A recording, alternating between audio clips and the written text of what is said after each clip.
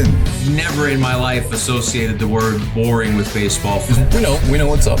Me? Yeah. Famous? Yeah. And I'm like giddy over there smiling like, we're about to win this shit. Did everyone give you crap? Give me a good host story. I'm not picking it up. We both love the game. We talk about it every day. Get on baseball. Having some popcorn, you're fooling around your phone. I'd have to wait in line for 3 hours. Hang on, because it's about to be a wild ride. And welcome to another edition of West Coast Bias. Obviously, always presented by Baseball Isn't Boring. I am your host, Alonso Sarinana. And this week, joining us to explain to us why baseball isn't boring, it's an old friend. He has some lore behind his name, loves pro wrestling as much as probably more than I do. But he definitely commits to the bit way more than I ever will. Only guy in Major League Baseball history to wear number 97, and he was a vet, and he chose to wear that number for a very sentimental reason. The legend himself, Joe Beimel. Joe, how are you, my friend? Hey, what's up, man? I'm fantastic. My favorite thing about Joe is right now he's downplaying that he's a 13-year vet and runs Beimel Elite Athletics and all these other things. But I'm cool with that, because we're just going to dive into the thing. So, Joe, first and foremost, with now that you're retired, you're actually retired, you're running the thing. How has life been for you? It's good. It's a little hectic right now.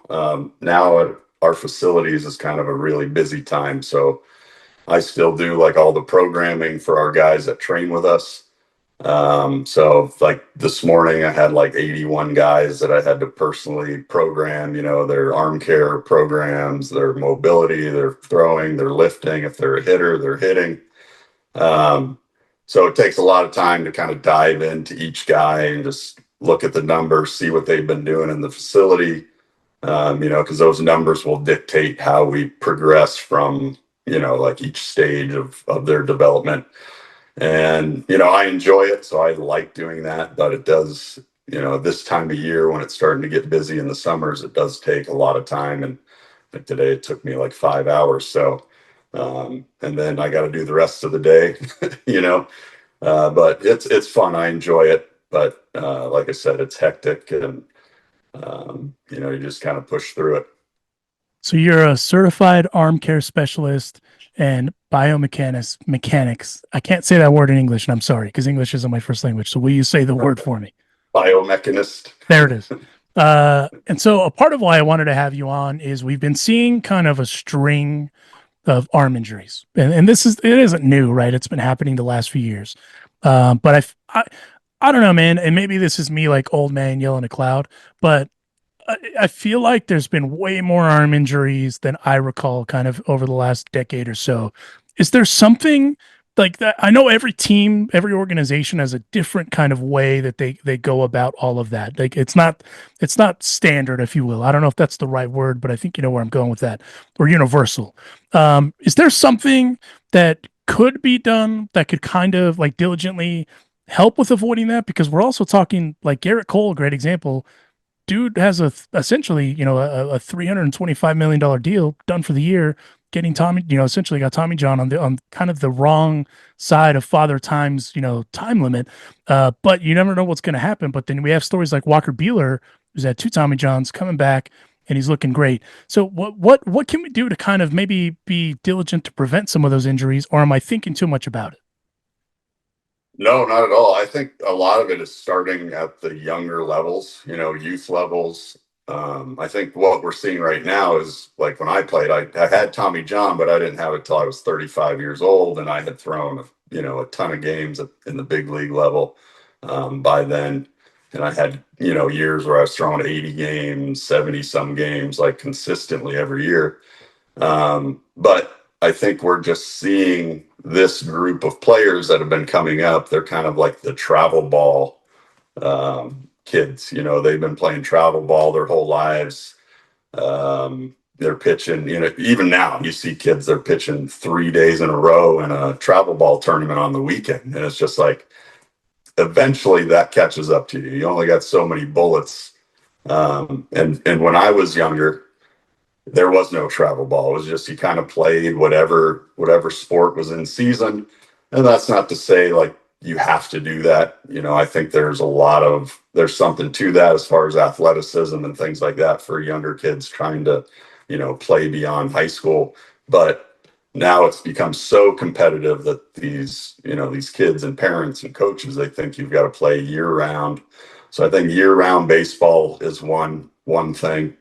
I think just not having the right, limits put on for kids and even high school kids. Like I have a kid that I train who threw 125 pitches in his last high school game, and he's a freshman. So it's those things I think that are kind of adding up.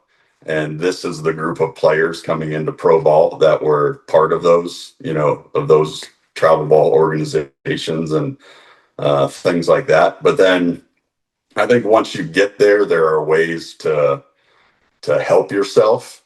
And I don't think any of that's being addressed, with solid like strength programs. Baseball players are one-sided athletes. So a lot of times they'll create these huge imbalances in their body. And then they go into the off season, maybe like, oh, well, I'm going to take a month off and not do anything. Well, you probably shouldn't do that. You should probably start working on those imbalances right away, as soon as the season ends, to get your body kind of back in alignment, back to neutral. And then I think just arm care strength. One thing that we do is we use the arm care system where we're testing, your internal rotation, your external rotation, your scaption strength, your grip strength. And we're basing all of our throwing and all of our programs and programming off of those numbers. And it's tested at least weekly. So one, you're doing the tests and you're getting like the isometric holds that it's, gonna be beneficial for the player. But then, you're getting these numbers every week and you can see if somebody's had like a high workload and that strength just drops. You'll be able to kind of address that and be like, oh, maybe we shouldn't throw a bullpen right now. Your strength's down a little bit.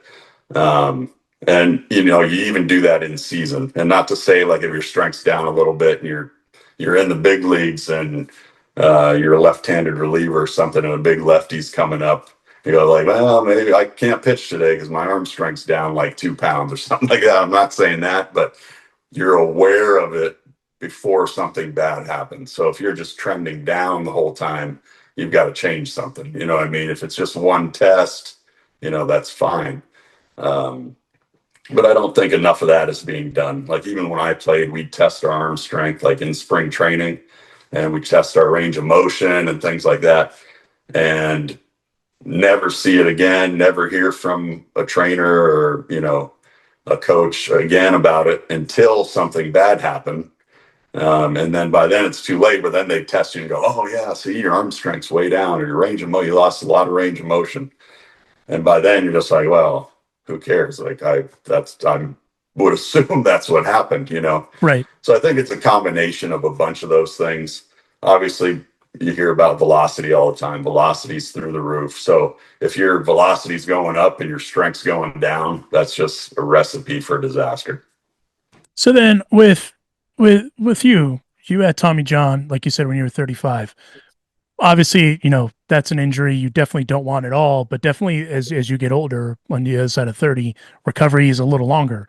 For you, did that mess with your psyche any when you found out, yeah, you have to go in and do the thing? It didn't. I was kind of relieved because I was throwing, I had been hurt the year before in Pittsburgh.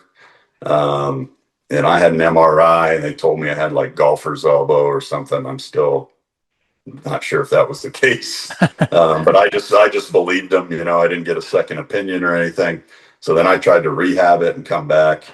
So I knew something was going on, but then the next year I signed with Texas and I went to spring training. And I was feeling pretty good. And we were doing like some med ball drills or something. And I caught one weird and just kind of felt something go into my elbow. And I'm like, oh man, that was weird. And then from that point on, I was pitching. But I remember throwing a pitch, like just throwing as hard as I could, like, and it hurt like hell. And I was like, man, I let that one go. Let me look back and see what that was. And it was like literally like 78. And I was like, Oh my gosh, am I Jamie Moyer right now? It was before I was 40, so I was like, man, I'm expecting to pitch till I'm 50, and that's when Jamie Moyer pitched till. But I don't know if I can pitch like Jamie Moyer for another 12 years.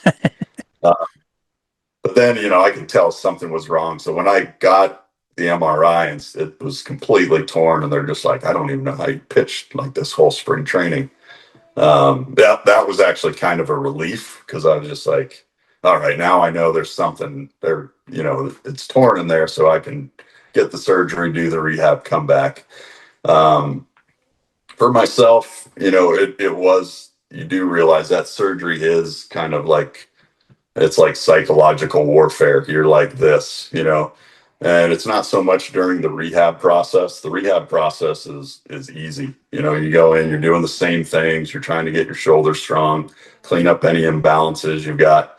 But the hard part comes when you actually start to pitch again, because for me, and I don't know if this is just because I was older, but I've, talked to other players who have had it.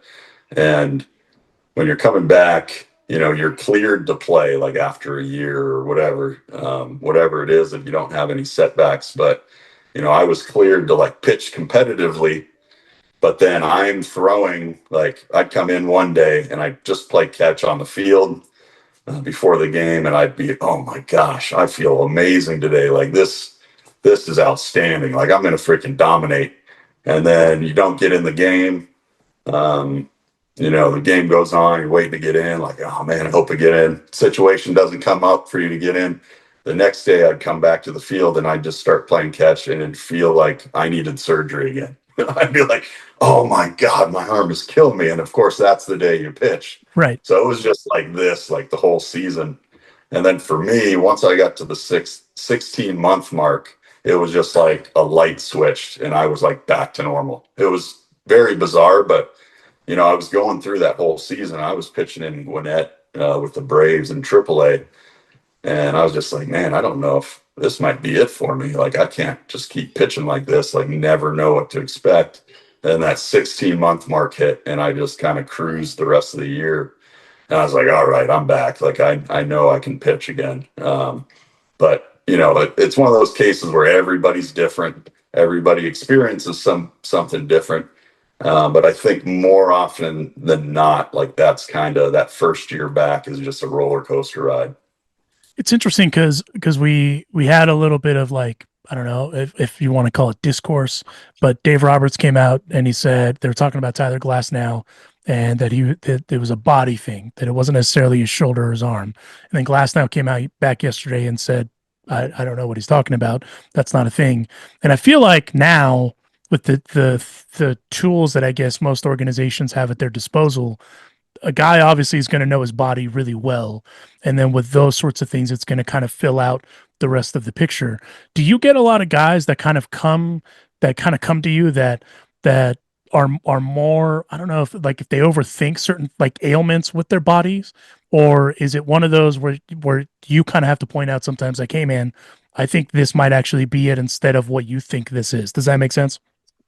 Yeah, for sure. That definitely happens. For one, like younger kids always think something's wrong with them. It's just like they think like our first few years of, opening our facility, I saw more kids have MRIs than I've ever, like more than I've had. Really? I didn't have my first MRI till, I don't know, like my third or fourth year in the big leagues. I hurt my back and got an MRI for the first time, but these kids will have like 10 of them by the time they're like 15. What's going on right now? So there's that extreme, but then there's also the extreme of, it's a kind of a touchy, not a touchy subject, but it's certain guys think they know their body and they really don't. They might feel good. And this is why we do the testing and everything like that, is because you might feel like you're good to go or something like that. And you do like an arm care test, or you do a strength test or some kind of thing like that. Or you think, I've done this workout and it's made me better and it's made me stronger. And, the coach that I go to, he's just writing it on the whiteboard every day for everybody. And then the next thing you know, they've got like a huge imbalance somewhere, and they think they're strong, but they're really strong in the wrong areas. Or they think their arm feels great, but then they do an arm care exam and they're, it's giving them a warning that their strength has dropped considerably in a week. So those situations arise too. So there are extremes on both sides. That's why you can't go by how you feel all the time. Obviously, you're in the big leagues. That's a different situation.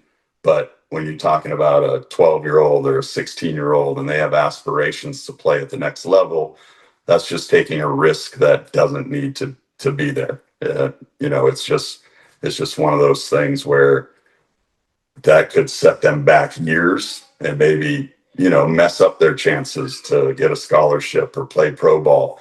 So when you're in the big leagues, that's what you're getting paid for. It's good to know those things, but also you have to be able to pitch when you don't feel good. I always say, if you can't pitch hungover, you will never play in the big leagues. Because, it's just, you've got to be, when you feel like crap, and it's a long season, and not to say you even have a hangover, but on days that maybe you've pitched a few days in a row or a couple days in a row, and it's, if you're coming down the stretch in September and you're fighting for a playoff spot, if you can't come in and pitch and get people out when you feel not at your best, you're just not going to stick around very long. So with that particular situation, and I'm just using as an example, like, let's say one of your old managers would have said something like that to you. How do you kind of police that amongst yourselves? Is it one of those where you just go into into the manager's office and just say, "Hey, man, I heard you said this. Let's talk through this because I don't think we're on the same page"? Is it as simple as that, or is there more to it? Yeah, I mean, I haven't played in a while, right? So yeah, I'm saying from during your time. Yeah, those things happen, but usually if something's going on, you would hope your manager doesn't talk about it through the media. He would come to you, and like, if something's going on with your performance or with your health, I'd rather have him come tell me, than not hear anything. And that's what happens a lot of times, is something doesn't get said. And, the managers, it's tough to be a manager. I mean, you're talking to the media every single day. So things slip your mind, and maybe you didn't say something. So things can obviously in that area get blown out of proportion. And usually between the manager and the player, it's not that big of a deal. But yeah, you would hope that he would come and say something and be like, "Hey, what's going on? Everything going all right?" Or maybe he just heard something that a trainer said or a strength coach said and then didn't follow up. So it's probably not that big of a deal. But even for myself, like when I was playing, if I'd pitched a couple days in a row or something like that, when I was an older player, I would go to the manager and say, "Hey, I'm down today. Like, I can't pitch. So don't even think about putting me in." Right. But when I was younger, I didn't do that. So there was an instance, one of my first years, where I was up or in the game like 20 out of 22 days. The 2 days that I wasn't up or pitching, there were 2 off days. So I'm sure if they weren't off days, they would have tried to get me up anyways. And that takes its toll, right? You've got to know how to warm up, but you've also, as soon as that happened, I got so fatigued. And this is where I'm saying, like, having the arm care stuff would have helped, because I would have known that. But I felt good every day, and thought I felt good at least. And after that, my performance just freaking tanked. Like, the rest of the year, for about a month and a half, maybe a 2-month period, I was just terrible because I was so fatigued. But as a reliever, you have 2 bad months, you have 2 bad weeks, your season's kind of screwed. So from that point on, I made it a point to make rules for myself where I would only pitch 2 days in a row. No, actually, it was 3 days in a row. I'd pitch 3 days in a row, but I wouldn't pitch more than that. And then I would need at least a day off. So, like, even in 2007, I pitched in 83 games, but I still kept those rules for myself.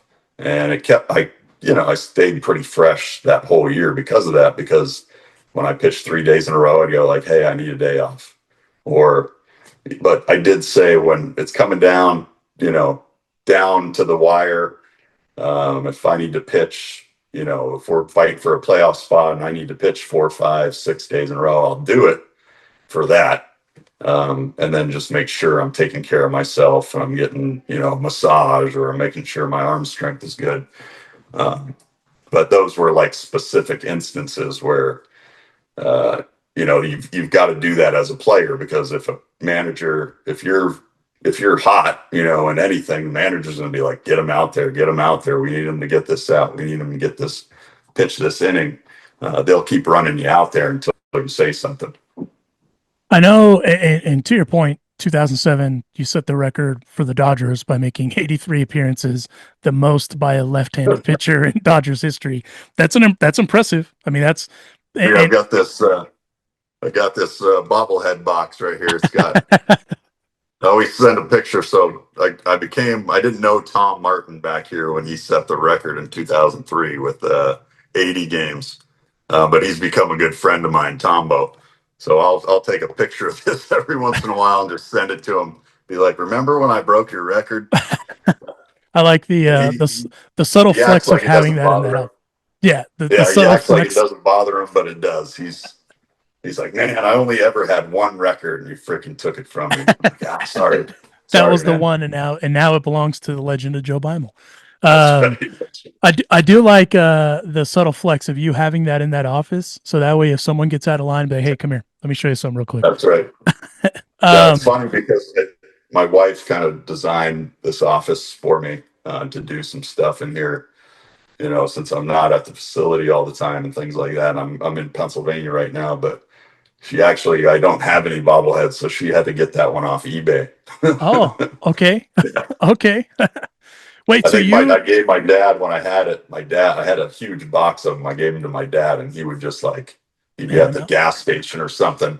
Hey, he'd see somebody, hey, you need a bobblehead? He'd open up his trunk and just start passing them out. So we don't have any more. And she had to get that one on eBay. It was pretty funny. I hope you didn't have to pay like $150 for it or something like that, because it's not worth that much. If it was worth that much, and I would have already sold it. Or you would have been finding the ones your dad gave out to people over the years. Yeah, exactly. Collecting them back. But I think, to your point, I feel like, and I do think that situation was blown a little out of proportion. Because to your point, Dave's talking to the media every day. The media is going to ask him just in general question, right? Hey, how's Glass now? Where's he at? The whole thing. But I also feel like too, in comparison to when you played to now, it's such a bigger, the medium of like media in general is just so much bigger than it was back then. Because back then it would have been like you walk into the clubhouse and someone said something in the paper, and when you and then you read it and it's like, oh, what? And then you have the conversation. But it's very different now.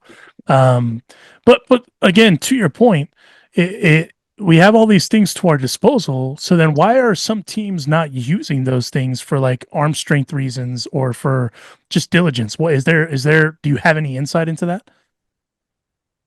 One, you got to have, on things like this, you've got to have like player buy-in for one. They have to, especially at the big league level, if they've got to believe in it.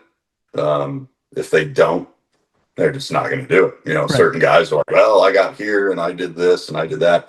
And it's also the same reason why a lot of guys, once they get into their 30s, they're done playing, because they're like, oh, well, I did this my whole life and I threw like this and I worked out like this and that's always worked for me. And it's like, yeah, but now you're throwing 82, Yeah. And that's why you can't get anybody out, or, so you've got to continue to evolve as a player. And you got to continue to evolve as a coach and as an organization. And it's also a lot of hard work, and, a lot of old school coaches don't want to do that. Old school trainers, strength coaches. And, there's some good things to being old school. There's also some detrimental things, and there's some detrimental things to being new school and only about the data and the metrics and things like that. So when you have that perfect blend, I think those are the organizations that you see that are super successful, and they know how to interpret everything, right? So they've got the baseball people who know how to do the analytical side and vice versa.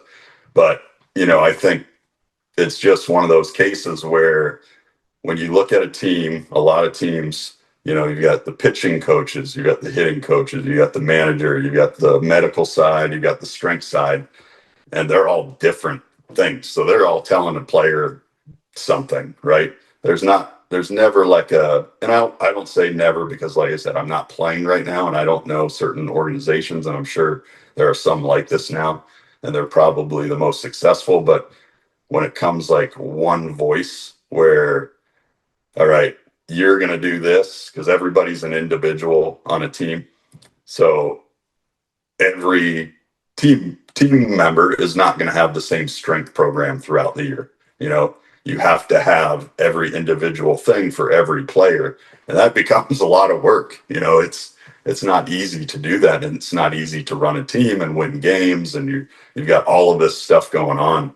So I really believe, like, when the teams start to kind of blend everything together, where they're getting everything from one voice, where your strength coach is talking to your pitching coach and the medical team and the manager, and you're coming up with these plans.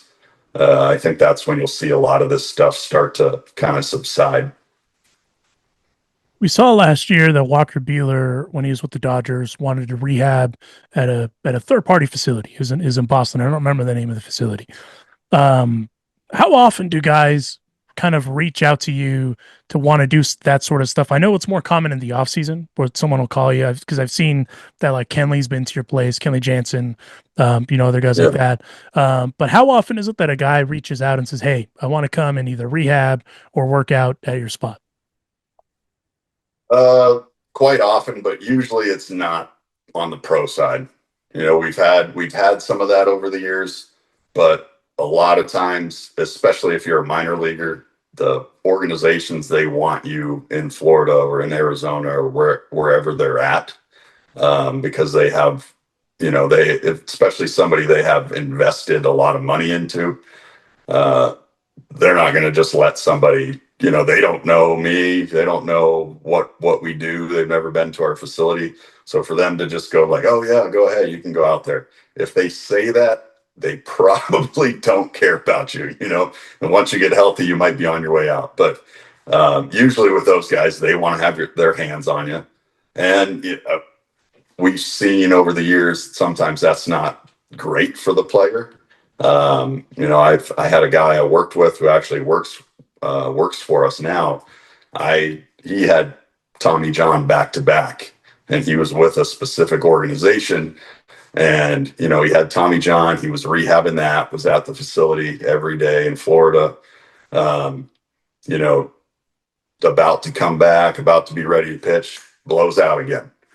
And I was just like, oh man, like, that's terrible. Like, you put in all that work and you've done all this.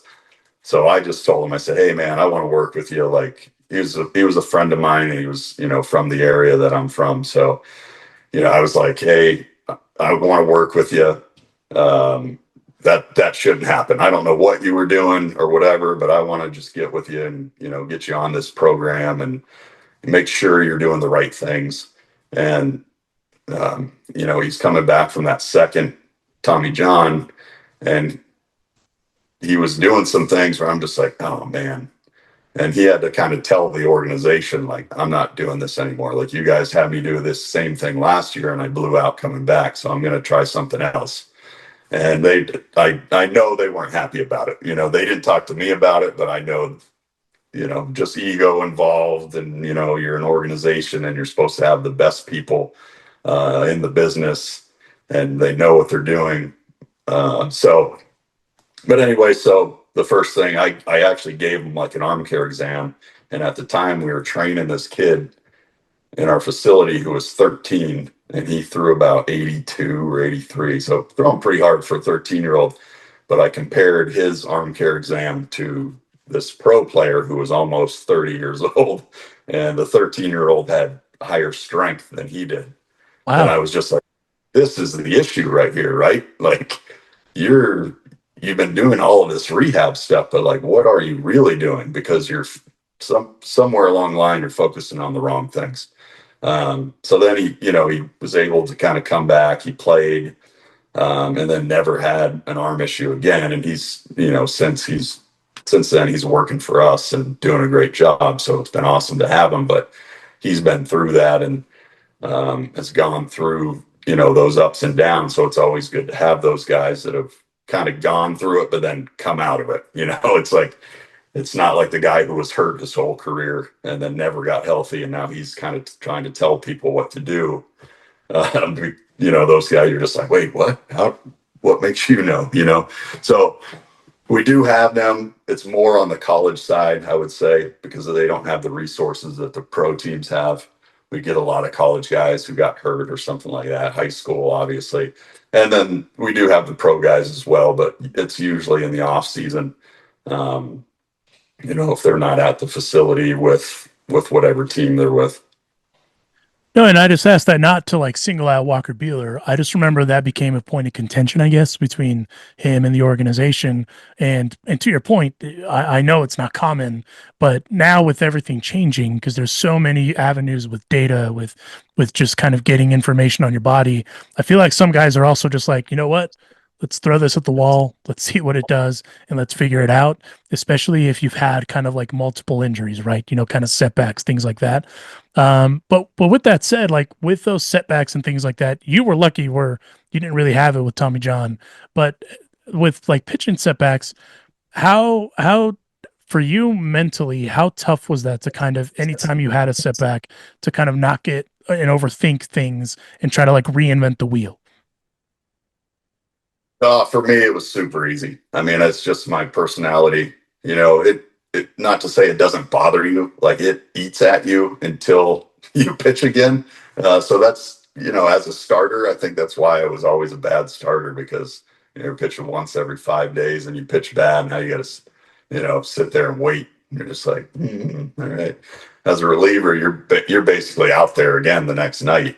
But for me, it bothers you, but it was never like, it's like, oh no, like what's going on? Like, that's just not how I was. I would always look more on the positive side, look at things I had done in the past, instead of looking at, oh, what did I do wrong that game? I would be more like, oh, let me see what I did right, like the last 10 games, right?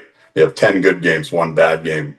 And some guys will be like, oh my gosh, and then it's just a spiral and they're just done. And that's why, certain guys don't pitch very long or play very long, or they don't make it to the big leagues because they can't handle adversity and they can't handle stress, so it's definitely one of those things you have to master if you're going to stay around a long time. But, for myself, you try, I learned not to put too much emphasis on the result, because in baseball, obviously a crazy game, so many varying factors. You can go out there and do every single thing right. You can go out and you can make all your pitches, or, and you just give up a bloop hit or something and a guy scores from second or scores all the way from first. And if you sit there and you go like, oh man, I got to do something better, then that's not really what happened. What happened was baseball happened and the result was kind of terrible. But if you do that 9 out of 10 times, then you're going to be okay. And on the flip side of that, you'll get a lot of guys who will go out there and they'll throw a scoreless inning or 2 scoreless innings, but every out is like whack, It's like, wow, ball hit right at you, and the center fielder catches it, So those are the times when you got to go like, all right, what am I doing? Because if I continue to do this, I'm going to get freaking my ass beat, So you've got to understand that the result all the time isn't what you base how you're pitching. It's what's going on and how everything's unfolding. And that's where I think I was very good at, was because, those days that I was getting hit pretty hard, it was like, I'm not going to necessarily reinvent the wheel because of that, but hey, let's be aware of this, because if this happens today, then I've got to look and maybe make some changes or see what I'm doing mechanically, or, how much sleep I'm getting, or what I'm eating, or, there's a lot of factors, right? When you're talking about 162 games a season. So, And also it is 162 games. So if you're always emotionally invested into every outing, every out, everything that goes wrong, it's going to be a long year. Oh, it's a grind. Yeah. And guy that knows about grind, 13-year MLB vet, Joe Beimel here joining me for a couple more minutes. I wanted to ask you, as we kind of look around the landscape of baseball, I know you're very privileged to be able to see college guys that are kind of working up the ranks. You see some guys in the offseason. Who are some guys that are in the show currently that have kind of stood out to you pitching wise that you're like, yeah, got to keep an eye on this guy? Well, I mean, first and foremost, and probably right now, to be honest, I don't watch a ton of baseball, just because I honestly don't have time, but it's never on. I'm always on the computer or something, but I would say Paul Skenes is obviously the obvious one, right? I mean, he's just doing things at a young age that are unheard of. Just a guy that has all the tools, and I mean, he's literally pitching like he's Greg Maddux, but at 100 miles an hour. So he's just one of those guys that comes along every once in a while. And to be honest, he might be coming along a little more often these days, just with all the training, like the training that we do at our facility. I think that's what's really boosted a lot of these guys' velocity and performance, is because they do have access to everything. They have access to all these strength coaches, pitching coaches, data, everything that they're able. It's a little unfair sometimes because you can analytically see what every single pitch is doing, and you're able to just almost create stuff like a video game where you're like, all right, I don't like the way that spins. Let's try this. And like, oh, that looks good, but the data doesn't say it's very good. So, he's been a guy that's had access to that for a very long time. But he's one that and he plays for the Pirates, which was always my favorite team growing up. They're not necessarily my favorite team now, but I'm still, I root for them. Still my hometown team. Obviously they get bashed on a lot for doing a lot of wrong things, and they deserve it. But I still always root for them and hope they have have more success than what they've been having.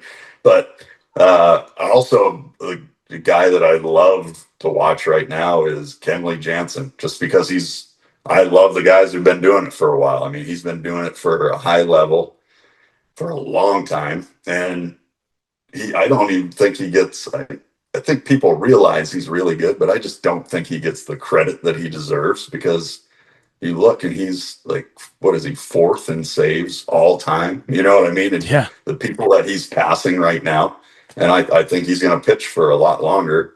It's funny, when he comes into our facility, he's always asking like, oh, I got to get on that 40-year-old program that you were on.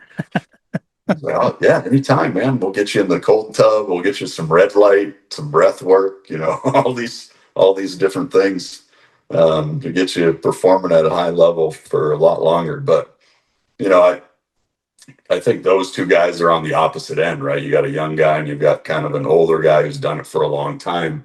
So I'll be curious to see with Skenes what he does, because eventually you start your performance, you can, he's not going to keep climbing like this into his 30s, 35, 40. Maybe he will, but that's what I'll be curious to see, is when adversity happens, and maybe stuff starts going down. I think he's a guy who's going to be able to continue to perform at a high level. And, those are the guys that I really love, because, you got good shit. It's not to say it's easy to pitch in the big leagues, but I would always tell people, like, man, you throw 95 to 100, I'm throwing 88 to 91. Like, try getting people out with my stuff and see how good you are, So it's always fun to watch those guys when they start to kind of taper off and stuff, goes down, if they're able to perform and keep getting it done.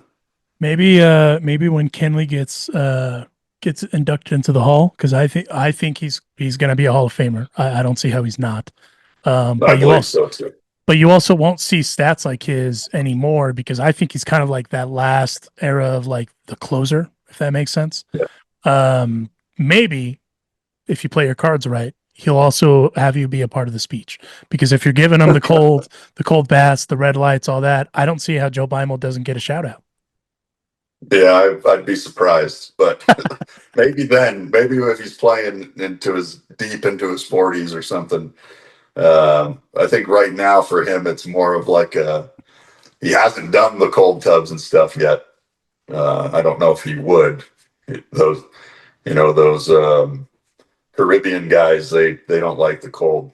We So I don't know if he's getting an ice bath or not. we are too. I'm not Caribbean. I'm Mexican, but we are too tropical for Yeah. that shit. Like I'm not. I have a buddy that tells me. I mean, I'm older than Kenley. I think by a year. We do jujitsu and stuff together, and he's like, "Hey, man, you should come over and do these cold tip things." Nah, I'm good. Like I don't need to freeze. Like I'm not trying to hurt my. Yeah. I need to recover, but I'm not going to recover in a cold tip. I'm too tropical for that. Yeah, for sure. I was Last always thing, like that too. I wouldn't get in a pool unless it was like 100 degrees. And now I'm like getting into 32-degree water. It's kind of crazy, but I'd like to say you get to it. I But know you you. definitely don't.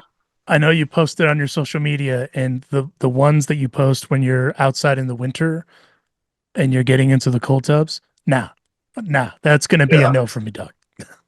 Yeah, well, even for me, I'm usually like, no, I can't do that. I'm not doing this. This is stupid. And then I do it. I'm like, oh man, I'm glad I did that. I feel great. But, So let's say, do you feel good immediately after, or is it one of those where it's like you feel it the day after? no, you immediately feel great. Um, it does so many different things for you. Obviously, it helps with inflammation, but even what's the freaking, I'm blanking right now, the hormone or whatever that kind of floods your brain that makes you feel good. Oh, the dopamine. Dopamine, absolutely. Dopamine, there's like an 11 time they say, and I don't know who came up with this, or whoever they is, but they say, like, experts say that they give you like an 11 time like dopamine rush right after you get out, which lasts for like hours and hours. So you do definitely feel better, puts you in a better mood, makes you clear, and then provides all the different health benefits. And your body doesn't necessarily like it, doesn't want to be that cold, so it starts sending blood into your organs. Obviously taking blood away from your fingertips and toes and stuff like that, but flooding those organs with blood, and then you just feel so much better. And I saw when I first started doing it, I started just kind of dropping a lot of weight and didn't necessarily look different, but I was like, man, I wonder if all the weight that I'm losing is just inflammation throughout my whole body that's kind of, leaving. So, and then that was around the time where I came back and pitched at 44 years old because felt great and was throwing 95 and was like, why not? So that was a big part of it. So that's what I was going to ask you. Also, you buried the lead. We have to, for transparency's sake, even though he's a Pittsburgh Pirate hater, he played for the Pirates, and that's my favorite thing right now. Do you think, because you still post videos and you still, I think we can humbly say you still got it, for lack of a better term. I remember the first time you and I talked many moons ago. You did say your goal was to pitch until you were 50. You're now, if I'm not mistaken, I think 48, 47, somewhere in there. So we just saw Rich Hill sign a deal. Could Joe Beimel be enticed to pitch for, I don't know, anyone? I don't think so. Really? Take a miracle from God to get me to throw again. I haven't thrown in so long. I'll throw to my son. He's 10. Right. I'll throw to him in the backyard and stuff like that. Throw him BP before games. I haven't really thrown. And funny story about that is I started bowling, right? So I started bowling as a kid. My uncle built a bowling alley in my hometown. So all my family was always like huge bowlers. I bowled all the way up until like 12 years old in like a league and things like that. And then, once I got a little older, I started playing sports, and the leagues were always on Saturday morning. So, I'd have wrestling or have a baseball game. So I didn't bowl as much. Once I got to be an adult, I was obviously playing professional baseball. And, when I was with the Pirates in spring training, we would always bowl during spring training, like every Sunday or whatever it was. It was fun, have like competition, but I hadn't bowled, consistently, basically since I was 12. So last year, I'm back in my hometown. My uncle sold his bowling alley to a guy in the area. So, he still goes in there, but I was bowling at at those lanes, and first time in a league, and I'm bowling all right. I'm averaging maybe one to start the year, 170, 180. I'm like, I really want to like get good at this, So I got better at the end of the year. One league I averaged like 208. The other league I averaged like 190 or something, right?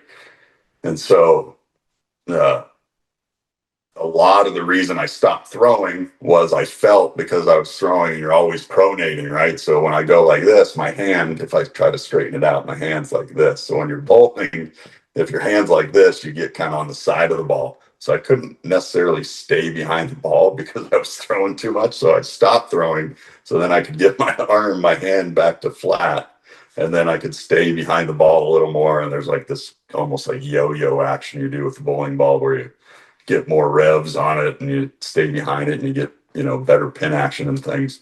And since I've done that, my average has kind of gone way up. Like right now in our summer league, I'm averaging, I think, like 225. So, that's one of the reasons I stopped throwing, but I'm not against maybe trying to throw again. I did have somebody offer me to come to Mexico and play, like a couple months ago.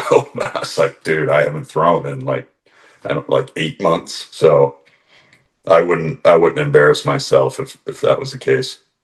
Then maybe the play is we call the PBA National Tour. Maybe we tag him and all this stuff and be like, hey, we have a guy. He's not as good as Mookie, but Mookie is not as available as Joe. That's not true. That's not true. I'm way better. I have this app. All right. I've got this app. It's called Lane Talk. All right. And you can go on there and you can compare yourself to the PBA players. So people who bowled in like the PBA or PBA events. Mookie's actually on there. I'll have to send you a screenshot of my numbers compared to Mookie's, and I'd blow them out of the water. I like that today's show has turned into a subtle flex by Joe Beimel, because he's got the record bobblehead right there in the meeting room. And now we know he's a better bowler than Mookie Betts, and he's wearing that proudly. And you know what? I'm happy for you, Joe. Yeah. And anybody who knows me will know that confidence is not one of my weaknesses. So I will tell you, if I'm better at something, I will definitely tell you. If I'm not talking about it, I'm probably not that good. I know for a fact that I have two friends. One is Joe Beimel. One is a friend of mine named Sean O'Connell. He's a former MMA fighter. He fought in the UFC and PFL. I know for a fact the two of you, if you both won like the fastest man in the world, you would absolutely not only own that, but you would challenge random people to races at all times, just solely because you're the fastest man in the world. Absolutely, without a doubt. But that's why I like you, Joe. Anybody wants? Hey, when you're the best, you gotta take all oncomers. You gotta let everybody get a shot at the title. Very last thing before we go, is John Cena the greatest of all time? John Cena? Yes. No. Okay. Not even close. I don't in my opinion, absolutely not. So is it fair to say that you're not a fan of the programming that WWE is currently doing with one John Cena? I've seen some of the stuff. I was never a John Cena fan. Like when I think of John Cena, I think of like when he first came out, and he was kind of just John Cena, right? And then he got like the rapping thing, and that was always kind of corny to me. So that's the John Cena like I still think of. And then I know they made him into a bad guy for a little bit. and I don't know. He didn't seem like a good bad guy, but yeah, he's. I would definitely say no. He's not the best ever. Would you disagree with that, or do you believe he is? I don't think he's the greatest of all time, but I understand why they call him the greatest of all time. Does that make sense? Yeah. But I don't think he's won the most titles or something, right? Yes. Am I mistaken? Yeah. Yeah. So that's why. That's why they're hanging their hat on that. I mean, I think the greatest of it's hard. I'm not a Hulk guy, right? I mean, we've talked about this before. I mean, it for me.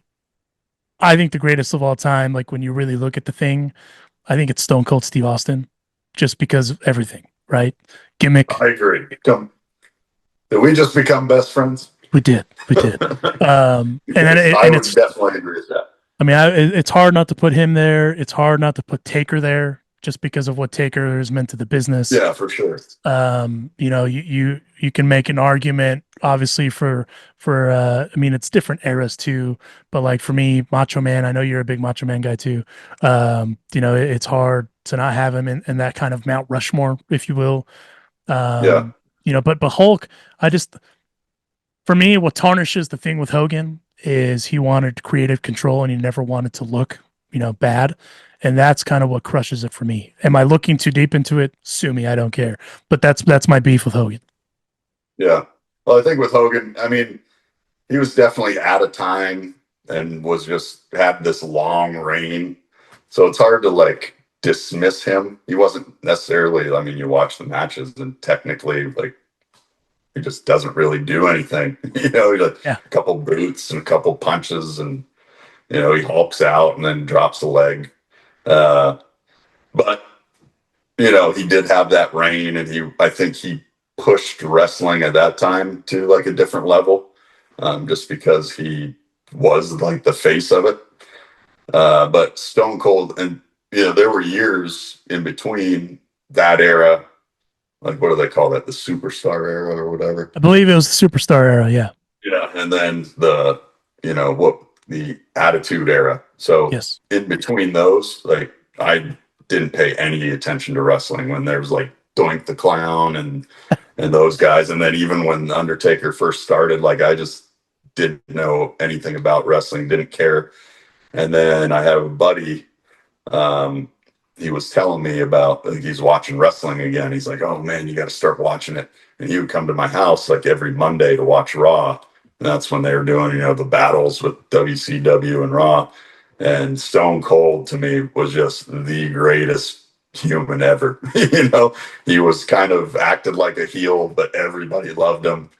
And I think we've had this conversation before, but you know, back then I was pitching in the big leagues and I always had a Stone Cold Steve Austin shirt like under my jersey. Which is so tight. That is so gangster.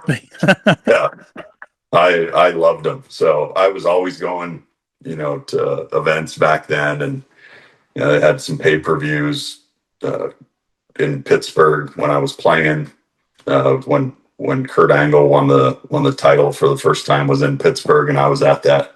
And then we kind of snuck backstage, jumped the barricade, and snuck backstage and hung out and talked to him a little bit about it. But yeah, I mean, Stone Cold is just, for me, is still that's who I always compare everyone to. So if I compare John Cena to Stone Cold, it's just like, he's not even close. When he's at his peak, he's still got like people didn't like him. You know, like some people liked him, some people hate him. I don't know anybody who hated Stone Cold. Here's the thing where something that Joe and Stone Cold Steve Austin have in common is he also gained a cult following in 2008. That very bobblehead that you see there, a bunch of fans made YouTube videos.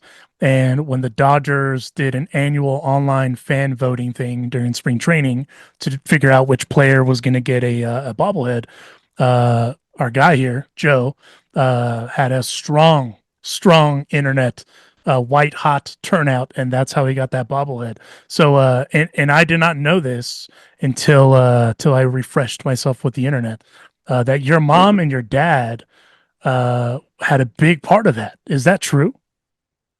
I think so. Like my parents would go on and just vote, you know, But I led it by like thousands, of votes. So obviously they played a part, but a lot of, I think, at the time there was a website or a blog called Dodger Blues that would always just put funny stuff about the Dodgers on there. But obviously at the time the Dodgers hadn't won a World Series since 1988. It just always seemed like something went wrong. So Dodger Blues would put these things on there, and they were just funny memes. And it was before social media stuff. So a random guy, did a video about me called The Legend of Joe Beimel. My friend saw it. He's like, "Hey, I want to make this video. You're going to be in it." So we did the video. I make a guest appearance at the end. He was kind of making fun of the guy who did the video, but also kind of like, not making fun of him, laughing with him, not at him, but like some of the things he said, he was repeating. Anyways, this blog, Dodger Blues, caught wind of the videos, and then they just freaking loved it. And then a bunch of other people started making Legend of Joe Beimel videos. And then I don't know, I guess because I was personable and, I never take myself too serious when it comes to that. I'm serious about my business and what I'm doing and when I'm on the field, but like, I don't really have anything where I'm like, you get some guys who won't talk to the media and they're not very approachable. But I feel like I wasn't like that. So then that really resonated with a lot of the fans in LA. And that's called traction, Joe. And that's why it's something you and Steve Austin have in common, because he gained traction organically, just like you did. And that's why you're the Legend of Joe. I mean, I refer to you in that way. I know that's kind of third person-ish. But anytime that someone is referred to as a legend, you have to call them the legend. You have to. No, it's funny when I came back and played at 44.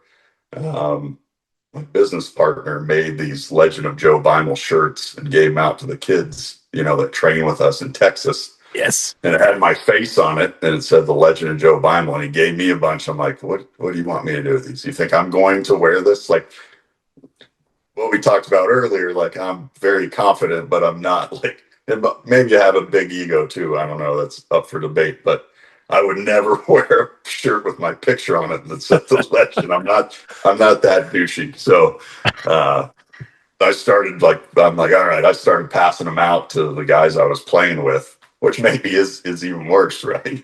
I say that's probably the worst. Clubhouse, and I'm like, here, want a shirt of mine that says The Legend on it? Here you go, guys. These are pretty awesome.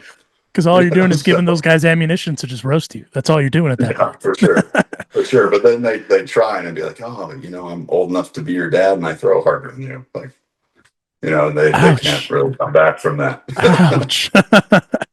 Joe, where can the people find you on the internet? Well, our business has a website. It's called BeimelEliteAthletics.com. We've got a lot of good stuff on there. Where you can reach out, train with us in person, obviously, in LA and Texas. You can train remotely with me. I'm actually taking a few remote clients right now.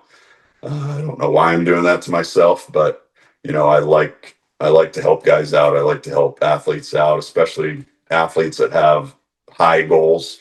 I had high goals as a young guy, and always wanted to pitch in the big leagues. That was always my dream. Got to do it. Know what it takes to get there. So I'm willing to help guys kind of in that same boat that are willing to work hard.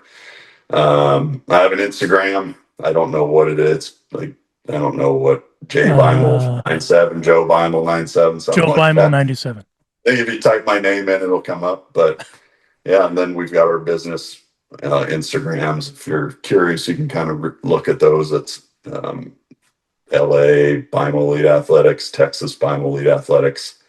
We're doing a lot of good things there. We've got a lot of good people that work for us. They're in the business to help people out and give people their knowledge and help them become better players and just better people as well, because we realize not everybody's going to make it to the big leagues, and that's not always what it's about.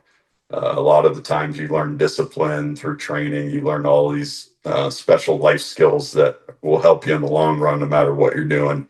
And if you're willing to work hard at a sport to try and be the best you can be at it, the other stuff I feel in life will come pretty easy.